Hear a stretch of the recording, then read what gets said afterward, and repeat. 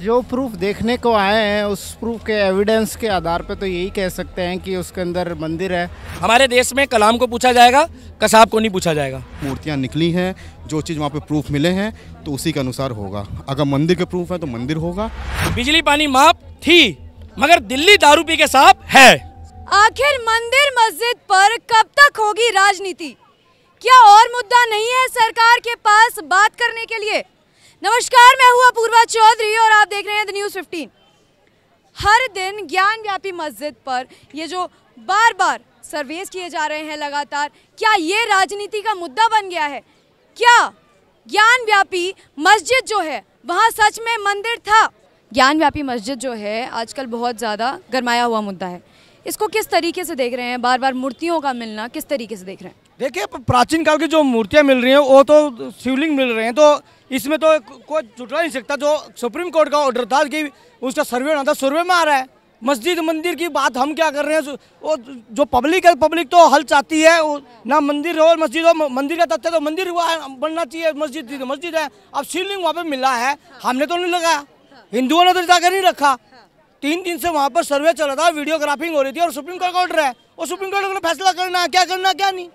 अब supreme court के पाले में गेंद है, वो उसको क्या डिसाइड करे। जनता जो चाहती है, जनता यही चाहती है कोई भी यहाँ पे दंगाई ना हो, कोई मजहब ना खराब हो, किसी का भाईचारा खराब हो, जनता यही चाहती है। अच्छा, हिंदू लोग ये भी बोल रहे हैं कि मांग कर रहे हैं कि हमें जो है ये मंदिर चाहिए। कितने हद तक सही है ये मांग? देखिए, जो आप बात करें मांग करने की, मांग करना हमारा कर्तव्य है, हमारा उचित है कि हम मांग करेंगे कि जहाँ से शिवलिंग निकला है, एक शिवलिंग जो हम भगवान की आस्था शिव को प्रकट करने के मानते हैं कि यहाँ पे शिव भगवान का शिवलिंग था, तो इसमें मंदिर बनाने में क्या दिक्कत है? जब वहाँ पे प्रकट जो मिला है तो उसमें दिक्कत क्या है? इसकी हमारी मांग है। ठीक है। यहाँ पे और भी लोग हैं, इनके पास जाएंगे। क्या लग रहा है कि रिपोर्ट में क्या आएगा? जिस तरीके से मूर्तियाँ मिल रही हैं, क्या लग रहा है? मैडम, मुद्दा कोर्ट पे था वो, अब कोर्ट की टीम चली गई है, जांच कमेटी वहाँ चली गई है। और सबसे अच्छी बात है कि वहाँ पर कुछ मुस्लिम भाइयों का आज बयान भी आया है कि जिस चीज़ के वहाँ विशेष मिले उस चीज़ को वहाँ बनने दो, हमें कोई परेशानी नहीं, एक होकर रहना है, बनने दो, कोई दिक्कत नहीं है। मंदिर का विशेष वहाँ मिल गया है। सुनने में आया है कि करीब 32 फुट का शिवलिंग वहाँ पाया गया है, नंदी के बिल्कुल सामने। मंदिर बनने दीजिए, कोई परेशानी नहीं है। और जिनको नमाज़ पढ़नी है वो नमाज़ कहीं भी पढ़ सकते हैं, मगर मंदिर जो है जहाँ राम जन्मभूमि है, कृष्ण जन्मभूमि है, क्योंकि जन्म स्थल तो वही होता है, आदमी का जन्म स्थल कभी जन्म होने के बाद बदलता नहीं है। जैसे किसी के लिए हम, जैसे राजघाट है, राजघाट में अगर किसी की समाधि बनाई तो समाधि कभी चेंज नहीं होती है। अगर मंदिर बन रहा है वहाँ पे तो बनने दीजिए, शांति का माहौल बनाए रखे। कोर्ट के थ्रू ऑर्डर आया है, ताजमहल का ऑर्डर आया था कि उसकी जाँच नहीं होगी। जज साहब ने कहा पहले PhD कर आइए। जब उन्होंने कहा तो हमने उस बात को भी सर माथे लिया आगरा का। नहीं तो अगर कोई ऐसी सांप्रदायिकता वाली बात होती या कोई सरकारी दबाव होता तो शायद उस जज ने ताजमहल का भी ऑर्डर दे दिया होता। 22 कमरे खुलवाने की बात हुई थी। अब यहाँ भी नीचे कुछ तहखाने, कुछ कमरे खोले गए हैं। ज्ञान वापी से ही पता लगता है कि संस्कृत शब्द है। ज़्यादातर मुस्लिम भाइयों ने वहाँ पर कहा है कि अगर बनता है मंदिर तो बनने दीजिए, नमाज़ पढ़नी है, नमाज के लिए भी कोई दिक्कत नहीं है, सांप्रदायिक कोई माहौल ना हो। योगी राज में, उत्तर प्रदेश में सब शांति है और जहाँ जहाँ BJP का राज है वहाँ शांति है।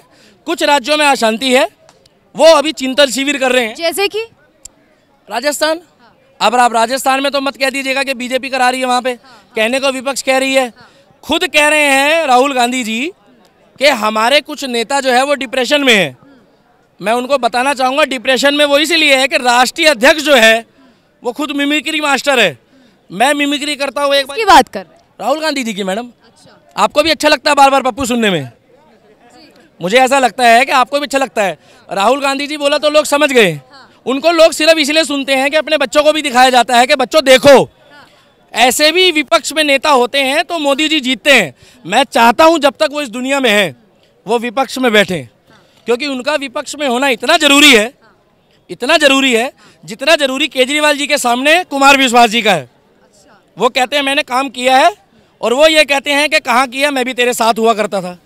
सीधी सी बात है, जो वो कहते हैं वो करते नहीं है। वो अपना गांधी परिवार का उस पार्टी से अगर वो योगदान साइड कर देना तो शायद उनको 2, 4, 5 सीटें मिल जाएं।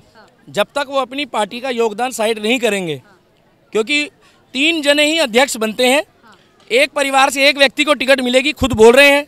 अभी इलेक्शन आने वाले हैं, एक ही परिवार से आपको 20-20 लोगों को टिकट दिलवा देंगे।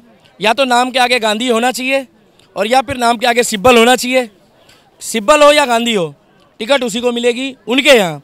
बाकी मस्जिद, जहाँ मस्जिद है वहाँ पर कभी कोई खुद नहीं छेड़ते। मंदिर था, खुदाई हुई, उसके अवशेष मिल गए, कोर्ट द्वारा निर्णय आया और कोर्ट सर्वोपरि है। हमारे देश में संविधान चलेगा, हमारे देश में कलाम को पूछा जाएगा, कसाब को नहीं पूछा जाएगा। अभी आपने टिकट की बात की, तो अभी जो उनका शिविर खत्म हुआ है उसमें कांग्रेस के नेता कहते हैं कि एक पार्टी एक टिकट, इसका उन्होंने प्रस्ताव रखा है। मैडम, एक जाखड़ जी हैं जिन्होंने तारीफों के पुल बांधते हुए पंजाब के अध्यक्ष रहे हैं, आपको याद हो, पूर्व पंजाब के अध्यक्ष। उन्होंने तारीफों के जो पुल थे ना राहुल गांधी जी के, वो पुल गिरा के और पार्टी छोड़ दी है। अब इनको ये मूर्ख बताते हैं। कौन? कांग्रेस वाले। अभी तक वो अच्छे थे पंजाब में, मगर अब उनको मूर्ख बताते हैं। जाखड़ जी ने भी अभी पन्ने खोलने शुरू कर दिए हैं। धीरे धीरे हो सकता है कि वो भी राष्ट्रीय हित की जो पार्टी देश में काम कर रही है उसमें आ जाए, और ऐसी लोगों का स्वागत है। जैसे ज्योतिरादित्य सिंधिया जी आए थे राष्ट्रीय नीतियों को देख के, और अभी उनका चिंतन शिविर चले या पब्लिक से जुड़ने का शिविर चले या तोड़ने का चले, उन्होंने कहीं आना नहीं है। ना तो उनके मुँह से मैंने कभी जय श्री राम के नारे सुने हैं, राहुल गांधी जी की बात कर रहा हूँ मैं, ना मैंने सोनिया गांधी जी के नाम से सुने। क्या दिक्कत है सांप्रदायिकता अगर हम नहीं करते हैं? आप बोल दो ना, अल्लाह अकबर बोलने में हमारे को तो कोई दिक्कत नहीं, तो तुम जय श्री राम बोलो ना। तुम्हारी पार्टी में से मैंने कोई नेता नहीं देखा आज तक जय श्री राम बोलते, हर हर महादेव बोलते हैं। इनको लगता है वोट कट जाएंगे, ऐसा नहीं है। 70 साल से लोगों ने आपको वोट दिया। अब मुस्लिम भाई समझ गए हैं कि हमें इस्तेमाल मत करो, हम पढ़े लिखे शिक्षित हैं और हमें जो है फ्री नहीं चाहिए कुछ। और एक तरीके के बात से जिनको चाहिए थी ना, उनसे भी पूछा जा रहा है कि भैया आपको फ्री चाहिए? बोले हाँ चाहिए। तो बोले आवेदन दो तब देंगे। अरे जब तुमने कहा था कि हम फ्री देंगे, पहले आप उनसे छीन रहे हो सब्सिडी, उसके बाद उनको दे रहे हो, एहसान दिखा रहे हो। 70,000 रुपये का बैटरी रिक्शा इन्होंने 1.5 लाख रुपए में बांटा है। 30,000 रुपये लोगों को कह रहे आओ आओ, मैं ट्रांसपोर्ट मिनिस्टर। बोले क्या दे रहे? बोले 30,000 रुपये सब्सिडी दे रहे।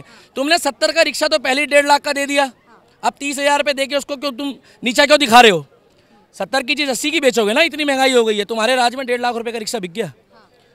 शीला दीक्षित के टाइम पे 70-80 हज़ार रुपये का था। तो ठीक है, सब्सिडी भी जाने वाली है। और पंजाब में वो पहली कलम नहीं मिल रही है जिसमें उन्होंने कहा था कि सारी पहनानू 1,000 रुपये मैं देंगा, मैं अपनी सारी पहनानू देंगा। ना तो अब सरदार जी दिख रहे हैं, ना अरविंद केजरीवाल जी दिख रहे हैं। अब उनका ध्यान जो है दिल्ली और पंजाब को छोड़कर और राज्यों में है। बग्गा जी में था, वो हट गया है। गुजरात देखिए, गुजरात में जाएं, वो कहीं भी जाए, अगर एक के साथ एक दारू फ्री कर रहे हैं वो, तो वो दारू पीने वाले जाने, वो वोट दें। मैं तो नहीं दूंगा, ना मैं पीता हूँ, मगर इतना पता है बिजली पानी माफ थी, मगर दिल्ली दारू पी के साफ है। ठीक है। तो ये हमारे साथ दिल्ली की जनता थी। आगे और जनता से बात करेंगे। इन्होंने अपना गुस्सा दिखाया, ये दिखाया कि कुछ नाराज़गी भी है। धर्म के नाम पे जो है राजनीति लगातार हो रही है। अच्छा, आगे के सवाल जवाब जो है मेरी सहयोगी स्नेहा जायसवाल करेंगी। स्नेहा, नमस्कार, आप सभी का स्वागत है द न्यूज़ 15 में, और मैं हूँ स्नेहा जायसवाल। तो जैसा ज्ञानव्यापी मस्जिद को लेकर बहुत ही गरमाया हुआ है माहौल, और अगर देखा जाए तो वहाँ पे कुछ मिले हैं मूर्तियाँ और शिवलिंग। तो ऐसे में क्या वहाँ पे मस्जिद रहेगा या फिर मंदिर बनेगा? आइए लोगों से बात करते हैं और जानते हैं। ज्ञानव्यापी मस्जिद को लेके अभी जो चर्चा में है, तो ऐसे में अगर देखा जाए तो वहाँ पे काफ़ी सारी शिवलिंग मूर्तियाँ मिली हैं और शिवलिंग मिला है। तो आपका क्या कहना है उस पर कि वहाँ मंदिर बनेगा या फिर मस्जिद ही रहेगा? अगर जो भी मतलब चीज़ें मिली हमें, तो उस हिसाब से मंदिर बनना चाहिए। देखिए, वो तो अभी सर्वेक्षण होगा, उसके अनुसार पता लगेगा। तो सर्वेक्षण हो चुका है 3 दिन का पूरा, अब कल रिपोर्ट पेश होगी कोर्ट में।